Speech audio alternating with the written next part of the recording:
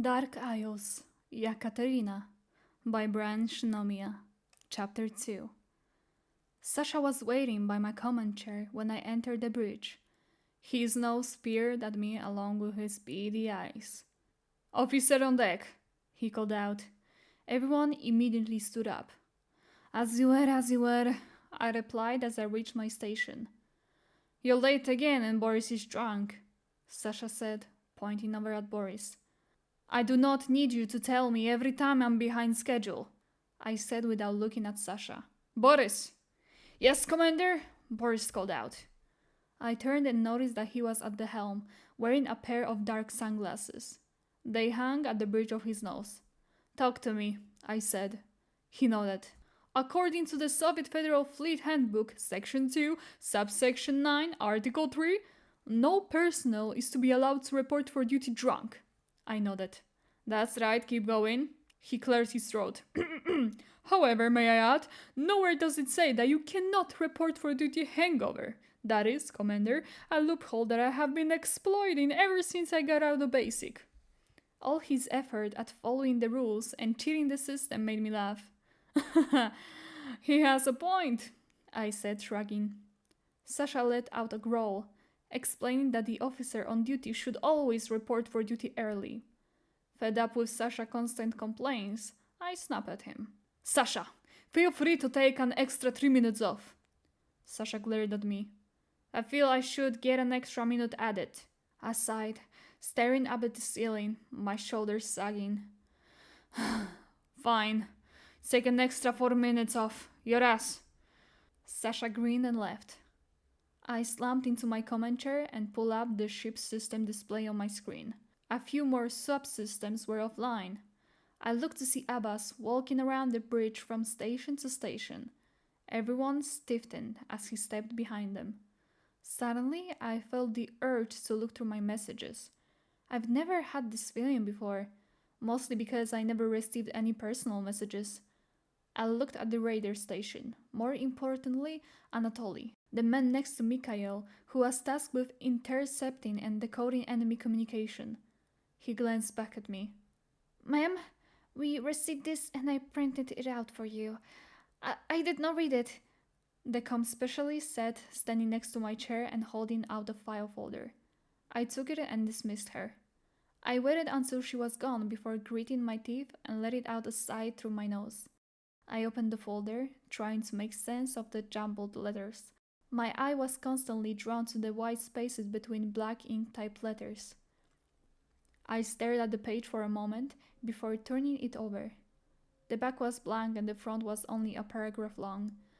I closed the folder and set it between my back and the backrest, leaning back and crossing my legs. I set my mobile comm on my lap, which was both my radio and messenger, both set to military. I glanced around the bridge. Everyone was focused on their stations, except Abbas, who was gazing out at the open universe. The butterflies in my stomach were going wild as I switched my mobile comm from military to personal. I had several messages now from a new contact. "Who switched their comm from military to personal?" Anatoly barked. My head shot up. Everyone was looking at him. Boris was slumped over the helm.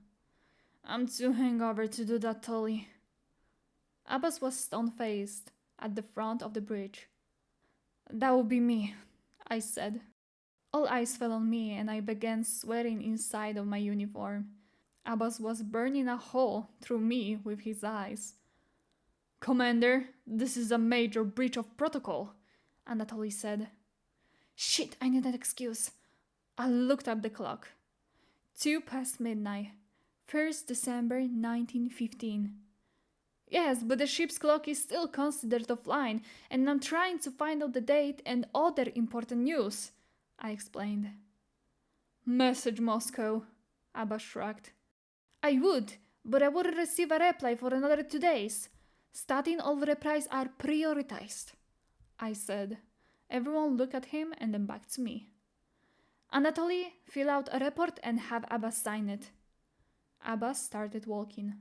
"No need," he growled as he walked to my command chair and took my mobile comm from my lap. "Reach that part of me again and I'll slap the shit out of you," I hissed. He looked at the screen. Who are you going to message, Anastasia or Ma'am, we have been hit. The secondary radar antenna is offline and I can't get it back. Thank you, Mikhail. I left my chair and walked to the radar station, tearing my comm unit from Abba's hand. Bring up the feed from Aurora's outboard cameras on screen! I barked as I turned to the holographic display, which displayed only static. Mikhail, you let someone sneak up on us? Abba snarled. No, sir. Nothing showed up on the radar before or after impact. Mikhail stuttered. There was a beep from the communication system. This is the repair crew to the bridge. We're being fired upon. I quickly got myself back into gear. Raise the alarm. Get me a MiG ready. I snapped. The comm specialist's voice echoed a warning through the ship, reporting to all hands that we have been hit by an object. Without panicking the entire ship, he didn't clarify that we were fired upon. Deploy a Hangar Bay 1. Prepare a MiG for me. I'm going to survey the damage. I interrupt the comm specialist. Yes, ma'am. Preparing a MiG for Commander Kutuzova. Preparing a squadron for backup. I left the bridge with Abbas on my heels. Selling Soviet secrets, are we? He muttered. I spun around to face him. He continued. 2 contacts in your personal message.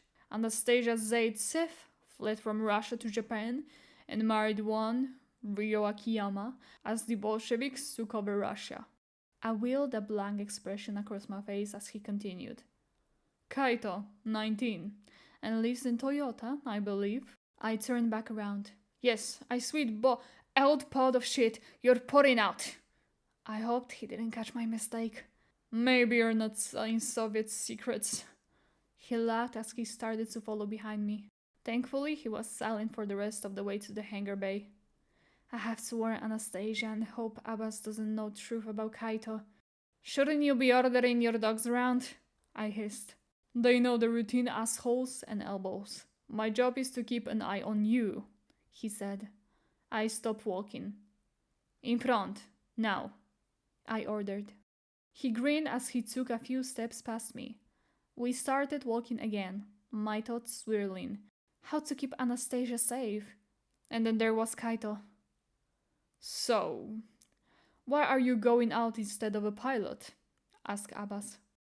All personnel are expected to learn multiple jobs. I'll learn to operate the main battery, cook, and fly the MiG fighter jets.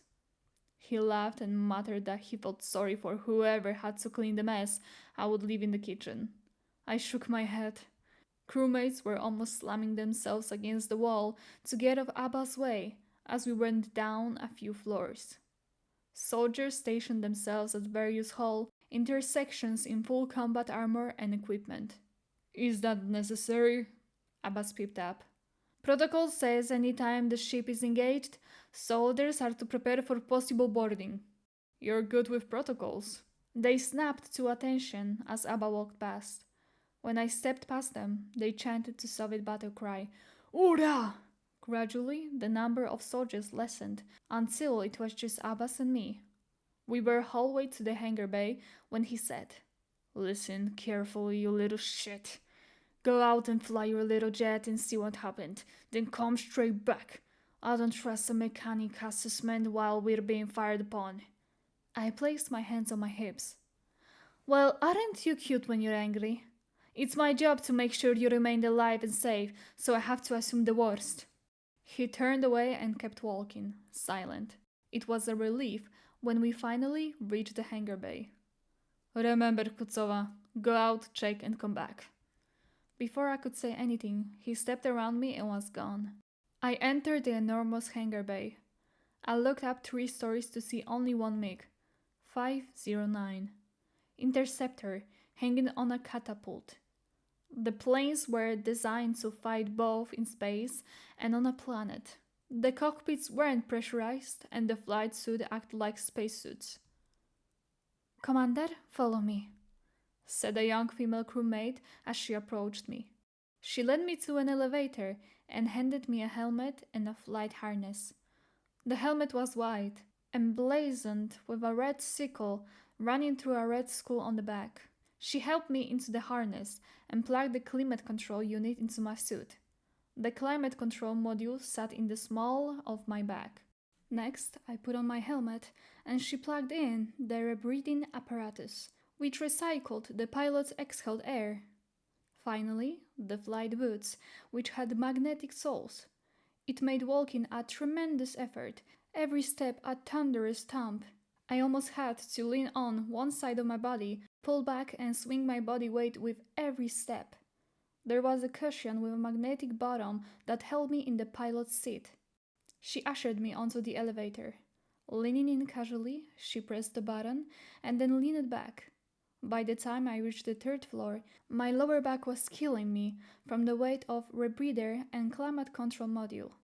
Before the doors opened, I reached in through the opening in my helmet and pulled down my eye patch, then snapped down the gold-tinted visor. I made sure it was locked into place as the doors opened. I was led to the waiting MiG, which almost resembled an average fighter jet. The wings, capable of extending straight out or sweeping back, made the Interceptor a delta-winged jet. Its entire ensemble, a solid, fine machine, was breathtaking to witness. The wings were swept back for full speed.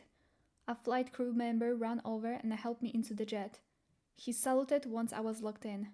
There was a metal clank as the magnetic cushion hit the pilot's seat. It felt as if I was suctioned in for safety.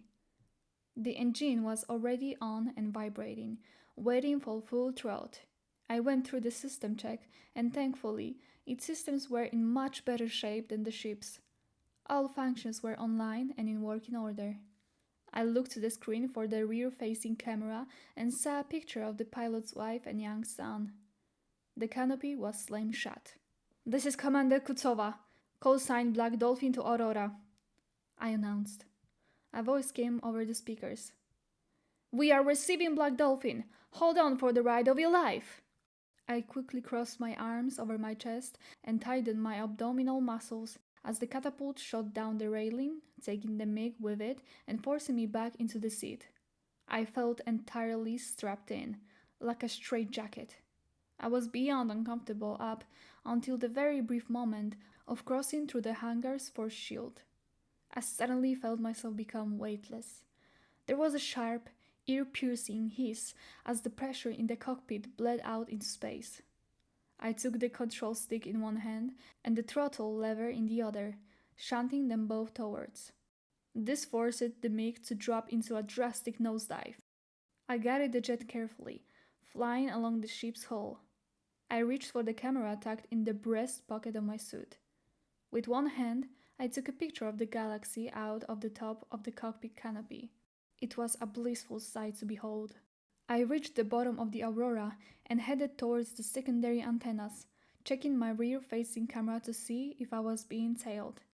"Black Dolphin to Aurora. I'm reaching the antennas." Silent fuzz sounded back. Oddly enough, I noticed a dent in the ship's hull. The metal was blackened from an explosion. I knew I had to mention it, but before I could report it, an alarm went off in the cockpit. I quickly checked my system. A missile had locked onto me. "Aurora! Aurora! I'm taking fire!" I yelled over the intercom. I looked at the screen again. A small white drone trailed behind me. I shoved the throttle lever towards with such force I thought it would break.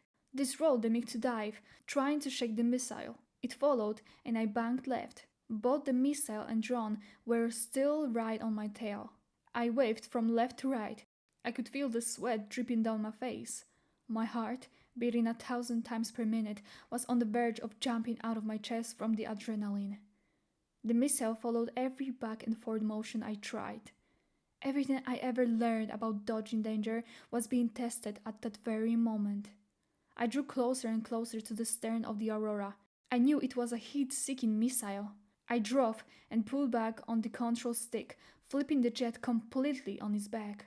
I lined my MiG up with the ship's thrusters just before I reached the flames from Aurora's thrusters. I pushed forward on the control stick, flying up and over the Aurora. I looked into the rear camera monitor to see the missile explode and the drone climbing after me. "The drone is still on my tail!" I yelled again. "Black Dolphin, we don't see anything on the radar," a voice called back. I waved around the turrets as the drone tracked my every move. I climbed and barrel rolled right before I reached the common tower. "I'm reaching the bridge!" I announced. In a smooth motion, I slowed down as I began my arc towards the bridge. I carefully checked the screens as I came into view of the command crew on the bridge. Close enough. I pulled back on both controls, slowing and pulling my MiG up. Forcefully, I slammed the throttle into the wall of the cockpit and pulled it back, which enabled the vertical takeoff's boosters. I lost control as the jet did a backflip. The MiG was angled downwards. I pushed both controls forward, regaining full control. I swooped in behind the drone and squeezed the trigger, firing a short burst, shattering it entirely. The drone exploded. I checked the screen again. "Nice show, boss," Boris said over the radio. I looked up and I thought I saw a few stars black out. My eyes felt strained as if I watched overheat. My heart froze. A black silhouette circled over me like a hungry vulture. "I have company!" I yelled, pushing the throttle lever and slamming the control stick to the left. "There is nothing on the radar, Black Dolphin!" I corkscrewed as he fired a short burst of green, tennis ball-sized plasma bolts. I leveled out and suddenly my controls became stiff. When I barrel rolled, my pursuer followed. I dove, he followed. I circled, he followed. "I'm controlling his jet!" "I take it this is the ship that left the Lone Star nearly destroyed?"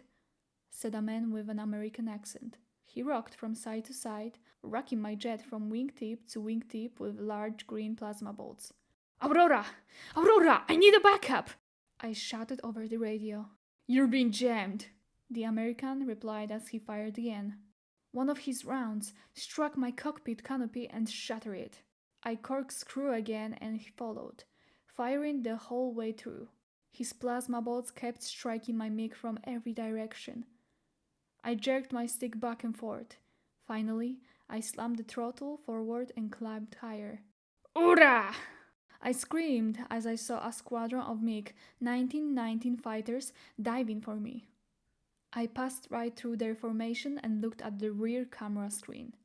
There was nothing but static. Dark green plasma bolts passing my jet. "Bleen!" I rolled and my controls went out. "Bleen! Bleen!" I glanced back to see blue bolts firing at the American jet. I grabbed the picture of the pilot's wife and struggled to unbuckle from the seat. During a break in firing, I hopped onto the seat and then onto the ledge of the cockpit.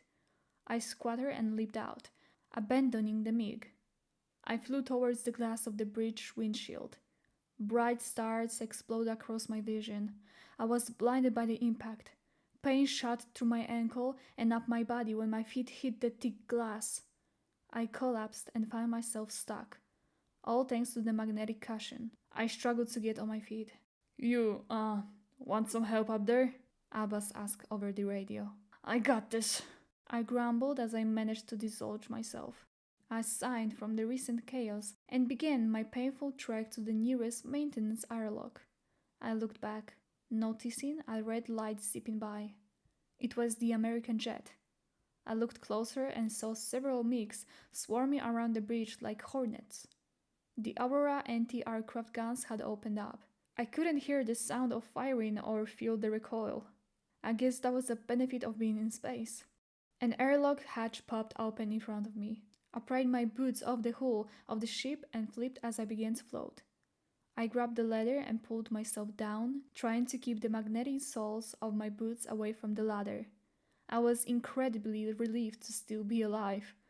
The American wanted me dead, but I knew it just wasn't my time.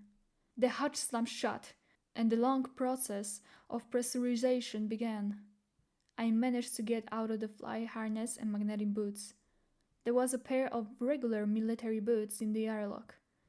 I slid them on as the pressure reached a safe level. 2 tiring hours later, the door popped open. There was a soldier with his gun ready on the other side. When he saw me sitting on the floor, he lowered it to my level. I struggled to my feet. Once he saw that I was in pain, he quickly pulled me over his shoulder and started walking towards the infirmary. I found myself exhausted, sitting on a table in the infirmary. I could have used a giant mug of coffee to settle my battle fatigue. It was only me and Dmitri, the eyeballing corpseman. He was a tall, British-looking man, but the only one of the ship's doctors that I felt comfortable with. Unlike the others, I knew he had sustained feelings for me. It was obvious by the way he looked at me and cared for me more than the other doctors. He was the one that stitched the wounds up over my eye. I remember he talked me through the painful process, reassuring that I wasn't going to lose my eye. I already knew I wasn't going to, but he still insisted on taking a look at it. I looked up at him, still sitting on the table. "Okay, Commander, just a few things I need you to do, and you'll be back to your duties," he said, picking up one of his medical tools. It appeared to be a handheld lab. He pressed a few buttons. "First, we need to do an ultrasound on you," he said. "For a pregnancy?" I asked, confused. He raised his eyebrow. "Yes, for a pregnancy. And before you get all pissy on me, I want to make sure none of the female crew members are doing jobs they should not be doing while pregnant." I shifted around on the table. I could feel myself beginning to get uncomfortable in this situation. A potential breach of privacy wasn't my cup of tea, but I was too embarrassed to tell him I've never been with a man in any sense. "Oh, and I hear that I'm not pregnant all the time," he smirked. "A little confession would be nice." I growled as I unzipped my tight suit and leaned back. He laughed at my comment. I propped myself up on my elbows and looked down. I wanted to mess with him because I needed to blow off some steam, and his authority was beginning to annoy me. I could see the top of his head and sides of his stern, rough face. Dimitri's cheeks suddenly turned red. "Oh, don't worry, I don't have a surprise for you," I said. He looked up at me, and I smiled at him, just to get his blood rushing. "You know what?" He started up, turning to set his handheld lab down. He took a deep breath and said, "I'll just take your word for it." His pale forehead glistened with sweat. "Something wrong?" I asked in a playful tone. He ignored my question. "Let me take a look at your foot instead." He tilted his head back and rubbed his neck. "You look flustered. Need a moment?" I asked sweetly, still leaning back. Flying suit unzipped. "I do," he said, turning around again. Gently, he raised my right foot and untied the bootlace. Then he pulled the boot off and removed my sock. The cold air in the room kissed my bare skin. A slight, tingling sensation ran up my leg. He looked at my anklet and then at me as he pushed it up to my calf. "An old female friend," I said with a laugh. He glanced back down at my foot. "Pink is a nice color for you," he mumbled, commenting on my nail polish. "Thank you," I said, smiling. He began lightly squeezing my foot, making his way up towards my thigh. "You know, sometimes I do like to feel feminine," I said. When he squeezed my ankle again, I winced and hissed. He ran his instrument over my ankle. It's not broken, but I'm running low on painkillers and I need to save them for critically injured people," he explained. The deep timbre of his baritone voice was soothing to hear. I hissed again as I moved my foot around. "The fleet is asking for your medical records. Congratulations on being discharged," he said. My heart skipped a few beats. He cleared his throat. "Katenka," he said, calling me by a more affectionate name as if I was his sweetheart. It sent tingles up my spine. "What do you say? When we get back home, we go out?" I passed at the thought. "Dimitri, you're stepping way out of line," I snapped back. I felt bad for saying that, but I could tell Dimitri was slightly relieved that I had to put him in his place. Yes, ma'am, I apologize," he said, standing up. "Do keep that foot elevated and try not to put too much weight on it." His voice was scattered, shaky. I nodded as he put my sock and boot on, quickly lacing it up. I zipped up my flight suit and limped to the door. I might have led him on with my teasing. I knew I shouldn't have done it. When I looked back at him, he was wiping the sweat off his forehead. "Dimitri, a friend introduced me to someone," I said. He immediately looked disappointed. "A guy?" I nodded in confirmation. "My enlistment isn't up yet, but I hope he treats you well. You deserve it," he said. I smiled at his kind words. "Like my eye, this stays between us," I said. He just smiled. When I left his office, I glanced in the mirror on the other side of the door. I caught a glimpse of Dimitri. His head was turned towards me. I swung my hips as I walked out. A metallic clang sounded behind me as he dropped something. As I said, his owl-bowling nature gave him a clumsy side too. The bridge erupted into cheers of "Uras" and compliments of my successful flying. Abbas even muttered a compliment under his breath. I pulled a lever on my command chair, raising it to the observation bubble over the bridge. I took my portable command unit out. I tried to call Moscow, but no one answered. I recorded a brief message informing the Kremlin about my encounter with American fighter and sent it. Next, I lowered the chair. The crew that I was in charge of was trading places with Sasha's crew. There was a beep from my comm unit. My message was kicked back. "Clear the bridge," I ordered, and everyone obeyed. I got into a staring contest with Abbas until he left. Once alone, I hobbled to the ship's comm station and punched in a specific comm unit's number. "Rank," a man said in a harsh tone. "Commander Kutuzova," I announced. "Why are you calling the Black Widow's lair?" He snapped back. Black Widow's lair was a place that 12 traders had entered, only to be erased from all documents, their existence denied. If anyone could reach Moscow, it would be them. "I cannot reach the Kremlin and I have important news that I need to get to them," I stated. "Send it here and we will relay it to them. There is an issue with satellite system near Earth," he barked, and the communication link was cut. I limped out of the bridge and was surprised to see Boris waiting for me. We stood in silence for a minute. He cleared his throat and said, "Commander, I noticed that the incident with American ship yesterday took a huge toll on you." I looked at him. It was only pain that I saw on his face. "Do yourself a favor and get rid of the liquor you stole from me. There is only a demon at the bottom of every bottle, and with every bottle, he gets closer and closer," he said. "Once he's got you, and you think you can quit whenever you want, it's too late."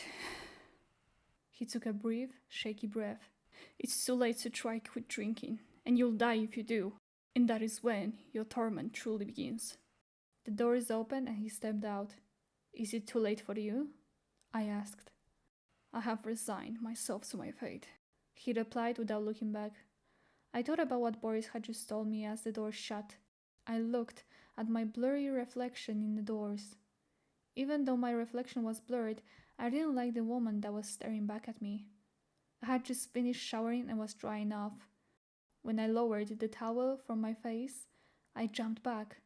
Stars flew in my vision as I landed on my bad ankle. In the mirror, staring back at me, was a woman with golden blonde hair pulled back into a braid.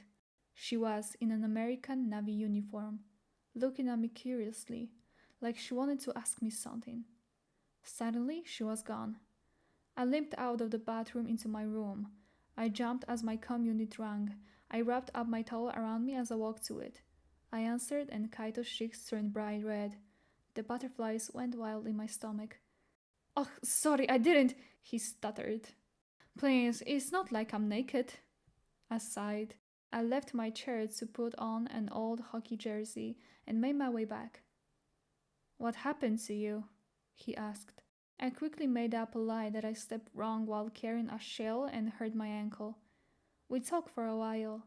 He was excited when I sent him a picture of space, but not nearly as excited as when I answered his call. He thought for a moment. When I asked where he was going to take me when I got back to Earth, and our conversation ended with his suggestion that we go to Nagoya. I saw that Anastasia had sent me a message, and I pinched the bridge of my nose. She knew that I struggled with reading. I researched. I took a deep breath. I researched your genealogy. I managed to read it after a few minutes. As if I looked through the pictures, I was surprised to see a lot of Poles and Belarusians. I scrolled through, going further and further back into my family's history until I came to a Polish soldier's enlistment picture. "Who are you?" This man looked strangely familiar, and after looking at him for a long moment, I took the picture of my parents and myself out of my head. I held it next to him. He looked just like my father, only his face had an expression of relief, yet his eyes were full of fear and pain. I printed his picture along with a picture of my father as a child with his dad. It was also the first time I had ever seen my grandfather. The third picture was of a young woman with curly, golden blonde hair. I lay on my bed and looked at all the photos. The Polish soldier looked exactly like my grandfather. My father had the same look in his eyes as him, although my dad never talked about his dad, nor did he speak of his mother. I felt drawn to the third picture and was compelled to tape her picture to the soldiers. I didn't read any of the information. I saw the soldier had a name tag, Holtkowski. I looked at the picture of my grandfather. He had a tattoo on his neck, but the soldier's uniform covered his neck. However, his name was Holtkowski, not Kutuzov. I stuck the pictures in my hat. There was a clear plastic pouch in the hat for cats with my name on it. The pictures of the soldier and woman fit perfectly into it. I sank into my bed and stretched out my hand until it hit the wall. I'm getting tired of this. Just a few more years of sleeping alone. I looked at my comm station and knew Dimitri wouldn't mind staying the night. I rolled over to get up. No, I have to wait. Suddenly, my eyelids grew heavy and I sank even deeper into my mattress.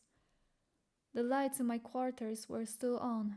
My eyes were fixed on the chair by a comm station. I blinked, and when my eyes opened, a woman was sitting in the chair. A black anklet stood out on her right ankle. It was tied against her skin, which was white as snow. The light shove off her silver, waist-length hair, which was tucked tightly behind her delicately pointed ears. She looked around the room. The silver flutter sleeves on her mostly golden dress rippled like waves of liquid silver. She ran a hand through her hair and looked towards my bathroom. When she stood up, I could hear the sound of her bare feet touching the metal floor as she walked over to my uniform, which I had previously taken off and dropped onto the floor. In a lazy manner, I tossed my hat onto the pile of clothes as well. I watched as she casually picked up my hat and walked back to the chair. Lilka, your son has earned a favor, she signed as she set my hat on the desktop and brushed some dust off it. Her voice was soft and soothing. I could feel myself sweating as fear set in. She looked to her right at the blank wall. Kat, you need at least one picture or magazine clipping, she said. I know.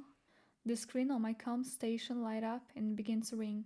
Hello, Yekaterina. I thought you were going to sleep. She looked over to the screen. I was, but I just needed to talk to you, she replied in my voice. No, oh God, no, Kaito! I held my breath as I listened to the conversation that he thought he was having with me. He had no idea he was talking to a snow-white, silver-haired woman. Can't you see her pointed ears? The conversation was heavily flirtatious. I was stunned at how much she knew about my past. Yekaterina, you're very pretty. The woman giggled. Kaito, I'm going to go into cryosleep for a while. She pouted. Her voice was identical to mine. Oh, so I won't see you for how long? He asked. She leaned forward, placing her chin on her hand. I'm just not sure. But can you send me a picture of Toyota and maybe with you in it? He agreed, but only if you could have a picture of me in return, since I would be in cryosleep for a while. She let out another giggle and the conversation ended. The printer fired up. That was fast, she said, taking the picture of me with my parents out of my head. She started tapping her fingers on the desktop of the comm station. It suddenly beeped, notifying her that the message was received. You're welcome, she giggled. I tried to sit up, but my body was completely still. I couldn't move. I even tried to scream, but only a squeak emanated from my throat. I prayed that she didn't hear it, but she turned towards me. I thought my heart was going to explode due to the fear that shot through me like a bolt of lightning. Her eyes gleamed like blood-red diamonds as she smiled, and the blackness swallowed me. I found myself in a snow-covered forest, surrounded by frozen trees, each branch reflected like glass. I looked to my right and there was a set of scarlet eyes. I recoiled. Oh, sorry, I should have realized I would blend in. Everything shifted around us. I'm sorry, but someone needs you. I looked at her. It was the same snow-white woman. I shook with frustration. What? I asked. She smiled, saying, Don't worry about who, just survive. Rage began to flow through me. You come into my room, flirt with my man, and now you speak in riddles. I lunged towards her with my hands out, ready to wrap around her. But she disappeared, and I found myself gripping a tree. I stood there with both hands wrapped around the next-sized tree. Cat? She chuckled from behind me. I think you're more like a kitten. I turned around and she said, I have a man anyway. I swung a hand and howled in pain. A tree had appeared in front of me. She smiled as she leaned against it. I can do this for all eternity. I'm a goddess, she said. Explain to me, how's that possible? I demanded. She laughed and said she was going to, until I tried to strangle her and then backhand her. You would just have to figure it out the old-fashioned way. But please, shut up long enough to watch something, she said. Before I could say anything, the forest faded away. The sky suddenly lightened, filled with a few puffy gray clouds. There was snow as far as I could see. I was watching a person, bundled in olive green blanket, as they made their way across the snowy field. There was a man chopping wood. The two exchanged looks, and the one bundled in the blanket turned to walk away. There was a loud pop, followed by a crackling sound. It wasn't a field, but a frozen pond. The person in the blanket fell through the ice as it broke. What is the purpose of this? I asked, turning around. The blonde American woman in her naval uniform appeared behind me. I quickly fell to the ground. This isn't funny, I growled. Do you have something you need to ask her? The snow-white goddess asked as she appeared beside the blonde woman. Why didn't you turn around? Why? Was your plight worth it? I roared as I shot to my feet. The woman looked down and to the side. I'm sorry. I know I can bring you back, but I tried. I tried to get you to back down. The goddess looked back and forth between us and commented that we would be working with each other. I was becoming more and more enraged. The blonde woman seemed to be trying to shrink beside the goddess. I lunged for her and passed right through her, landing face first in the snow. I rolled onto my back and looked up to see a woman looking down at me. A moment later, the goddess was looking down at me as well. She smirked as she knelt, and very gingerly tickled my chin with her finger. She looked up at the American woman. Keep an eye on the kitten, and try to tame it if you get a chance. Finally, her slightly gloomy expression changed, and a faint smile stretched around her face. My vision began to blur. I awoke face down in my bed. I slid my arm across the mattress and ground, realizing there was no one there. I'm tired of this. The lights were still on and I couldn't go back to sleep.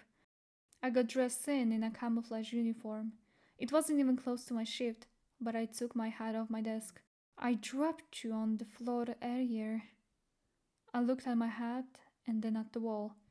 There was a picture on the wall to my right. I quickly left my room and headed towards the weight room. When I entered the weight room, two women were hovering around Dimitri. His attention snapped to me as I made my way to the bench press. Sliding on my gloves, I removed my jacket and pine green shirt, leaving me in a black tank top. He made his way to me. The woman instantly shot me an annoyed glare. I put a 45-pound weight on either side of the bar. And what are you doing here so early? Dimitri asked. I lay down on the bench and slid under the bar. Baking cookies? I said. He cleared his throat.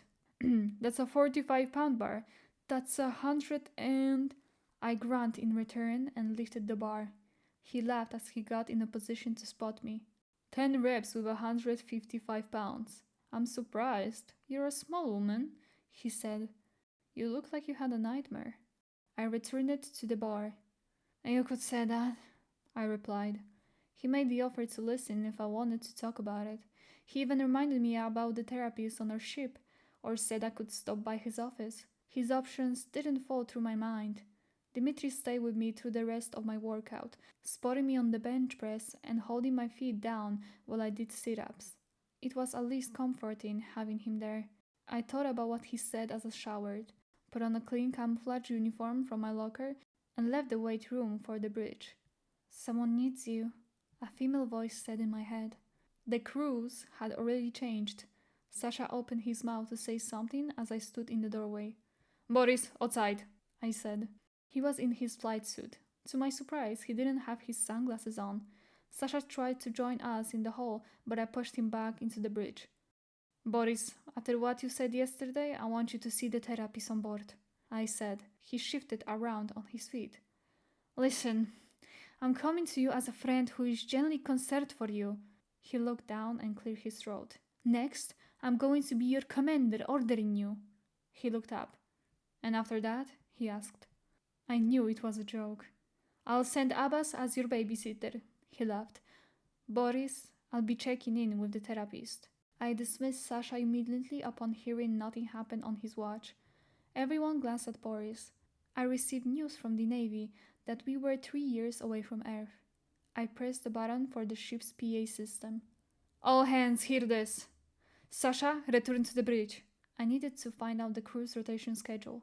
Right now, the 2 primary crews and 2 auxiliary crews were awake. Sasha re-entered the bridge. He was very angry. His flight suit was slightly unzipped, revealing a mark on his neck that I hadn't seen earlier. What? He grumbled. We are 3 years from Earth. We need to pick crews for 18 months rotations. He thought for a moment before suggesting that his crew, the 2nd primary crew, and the 2nd auxiliary crew should take the first year and a half shift. I rubbed my neck for a minute until he realized what I was doing and just shrugged. How many times must I tell you the vacuum is not a toy? I asked. He silently turned around and left. As my shift started, I hoped that nothing out of the ordinary would happen. My portable commute felt like a 2-ton lead, weighed in its porch on my belt. I looked around and Abbas was nowhere to be seen. I pulled up the radar screen and looked back at the activity over the past 12 hours. There was nothing. Next, I pulled up the security camera footage from the floor that my quarters were on. Nothing strange happened. No Snow White woman was seen entering or leaving my quarters last night. I was confused and eager to solve this mystery. My shift flew by and thankfully we weren't attacked again. Slowly, one by one, Sasha's crew began to enter the bridge. I followed Boris down to the infirmary. He went into the therapist's office and I made my way to Dimitri's office. He was sitting at his desk, finishing up some paperwork as I entered the room and sat on the examination table. Here to talk? He asked. I slipped off my boots and laid back on the table. We are 3 years from Earth, I sighed. I know. I've been ordered to organize all the files for the crew members that are going to be discharged once we get home. He turned and shook his head at me, observing me on the table. We began talking about what we were going to do once we got to Earth. I was going to be discharged and he had some leave time coming up. I planned to go straight to Japan, where my dream life was waiting with a computer programmer. Dimitri didn't bother hiding his frustration. An hour passed and I was still in his office and lying on the table. He began to ask me about my dating life. He was shocked to hear it only consisted of my experience with Kaito. Have you ever even been kissed? He asked. I groaned and explained how I'd watched Anastasia fall in love with a boy from school. She was excited to tell me how special he made her feel. I mentioned how devastated she was when he used her and then tossed her aside. While he focused his attention on me, I told Dimitri about the promise Anastasia made me make to her. We fell silent. I crossed my legs and folded my arms behind my head, looking up the ceiling. Feed me, I said sweetly. Isn't that your boyfriend's job? Dimitri replied. I heard the drawer open and a moment later a candy bar landed on my stomach. I sat up and ate it. Dimitri let out a yawn, stretching out his arms. It's about time for me to go to sleep, he said as he looked at my boots. I'm not putting them on for you this time. Dimitri walked me back to my quarters. His hand occasionally brushed up against mine. This simple action sent a tingling sensation through my body. I looked behind us as we passed the last security camera. I knew it couldn't see us and there was no one behind us. I quickly wrapped my fingers around his swaying hand. He cleared his throat, nervous and tense. I entered my quarters. He casually leaned and peered in. I had forgotten that I was holding Dimitri's hand until he said, "Nice room." I turned. He was looking at my flight suit on the floor. He turned to the wall and then to my hat, which I had stand on the desk next to him. He pulled out the picture of a Polish soldier. Your boyfriend? He asked. I shook my head and pointed to the wall. He laughed as he looked at the picture of an average-looking man in a black hoodie with a computer bag hanging off his shoulder. An odd couple, he said, looked at the picture in his hand. Your other man? He emphasized other. He's my grandfather, I said, showing him the picture of the man with my dad as a child. He looked back and forth between the pictures. Katya, he sighed. I think these two are different men. He looked closer. They look the same, but there are subtle differences. I looked at the pictures. One picture was of a young man, but in the other he was older. I sat on my bed and looked at Dmitri. Only if you behave yourself, I said, as I patted the mattress next to me. We sat in silence. It was awkward, to say the least. Dmitri taking up space in my room. He knew that he was the only person I had allowed in my quarters. He looked over at me. His curious eyes peered into mine. Can I speak to you as a person, not as a subordinate? He asked. I just nodded as he carefully took my eye patch off. I find you very attractive. May I also add that you have a nice figure? He said. I froze at his comment, my eyes opening wide. I felt my cheeks begin to burn. They must have appeared flushed. He put a hand up to my mouth. It's just a compliment based on seeing you in my exam room and the weight room, he explained. All I'm saying is, you'll have to marry me if you want to see more, I said. He pointed to the picture of Kaito and mumbled that I was spoken for. We talked for a while about why it would work between us. I mentioned that I wasn't going to renew my enlistment. This caused a major drawback for any potential relationship. Dmitri, if I was yours, I would wait for you. I saw how much my mother and father loved each other, and that's all I want, I explained. I looked at the picture on my wall until there was a large hand on my back. You are a mismatched couple, but I'm sure you will have that kind of relationship, he said and patted me on the head.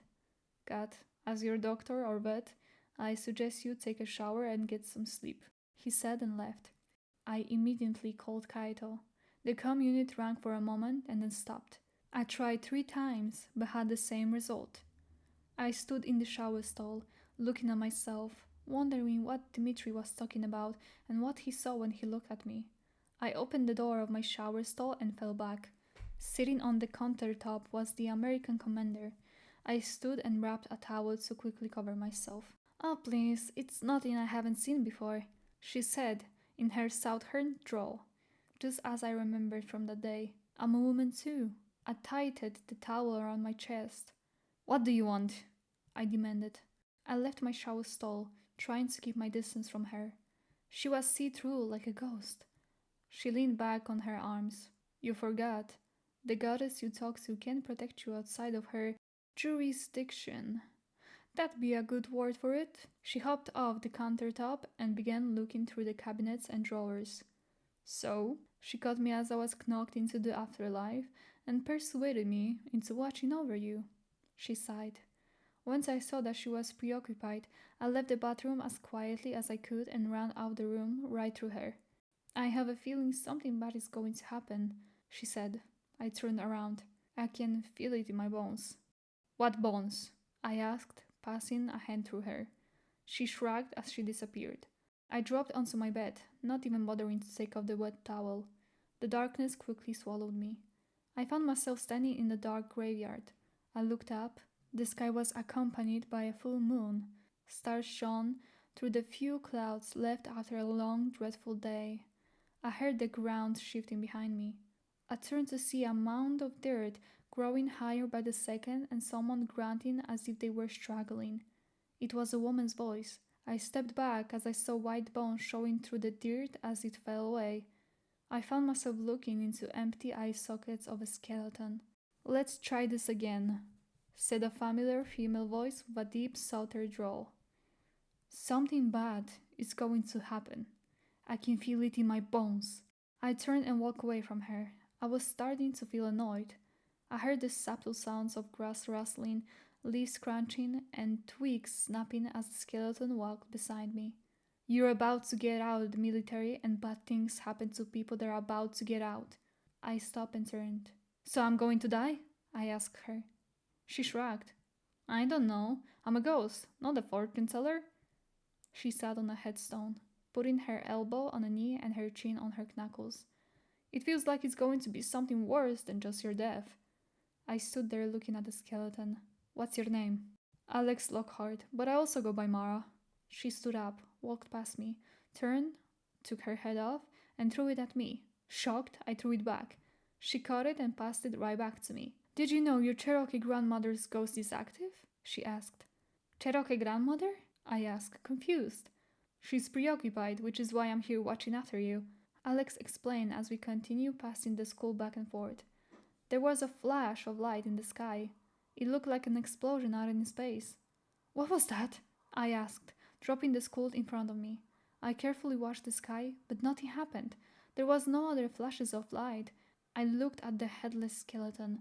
It was standing near me, facing me, and pointing to my feet. I looked down. Yeah, we were supposed to be looking up. I kicked the school and turned away from her. A lot of help you are. A moment later, something large and heavy hit me. When I turned, the school was floating. I'm doing the best I can. It's the first time I've had to do something like this. Frustrated at this scenario, I asked, Do you at least know what you're supposed to do? The floating skull nodded. I turned away from her again. My Cherokee babushka split is still active? I didn't even know I had a Cherokee grandmother. Do you think you can handle reaching out to my dead babushka on Earth? The skull tilted to one side. Grandmother. Babushka means grandmother. Yes, I can try when you are in cryosleep, but she is not on Earth.